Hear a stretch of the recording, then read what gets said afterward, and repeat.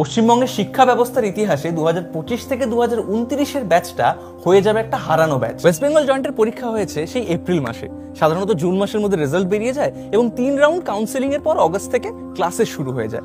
এবছর অগস্ট পেরিয়ে সেপ্টেম্বর পড়তে চললেও এখনো কোনো রকমের কোনো দিশা পাওয়া যায়নি যে রেজাল্টই কবে প্রকাশ হবে। তার মানে বুঝতে পারছেন যে রেজাল্ট প্রকাশ হওয়ার পর, কাউন্সেলিং হওয়ার পর ক্লাসেস শুরু হতে হতে সেই পুজো পার। কিন্তু এটা হলে চাপ কাদের ওপর বাড়বে? স্টুডেন্টদের। কারণ কোর্স যত দেরিতেই শুরু হোক, শেষ তো টাইম মতোই করতে হবে। এবং সেটার পেছনেও কারণ হচ্ছে কোম্পানিগুলো ক্যাম্পাসিং করতে তো ইঞ্জিনিয়ারিং কলেজে নিজেদের টাইম মতোই আসবে। ওরা তো আর দেখবে না যে ওয়েস্ট বেঙ্গল জয়েন্ট ঠিক টাইম মতো রেজাল্ট পাবলিশ করতে পারেনি, তাই এবার তাড়াহুড়ো করে সিলেবাস শেষ করতে হবে। অন্যদিকে জেইই মেন্সের রেজাল্ট কিন্তু বেরিয়ে গেছে।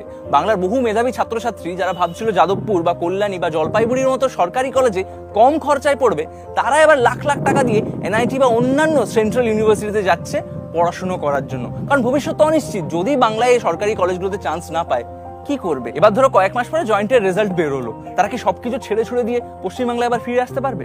আর অন্যদিকে প্রাইভেট কলেজগুলোর ভাই মুনাফাই মুনাফা, তারা কিন্তু ডিরেক্ট ছাত্র ভর্তি করেই চলেছে। ওয়েস্ট বেঙ্গল জয়েন্টের রেজাল্ট কবে বেরোলো না বেরোলো তাতে তাদের কোনো চাপ নেই, ম্যানেজমেন্ট কোটা জিন্দাবাদ। এই ব্যাচের অনেকেই নাবালক, তাই রাস্তায় নেমে প্রতিবাদটা করতে পারছে না, তাই আওয়াজ আপনি কম শুনতে পাচ্ছেন।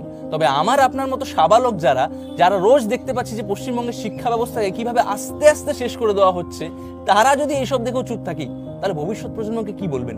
যখন শিক্ষা শেষ হচ্ছিল আপনি কি করছিলেন?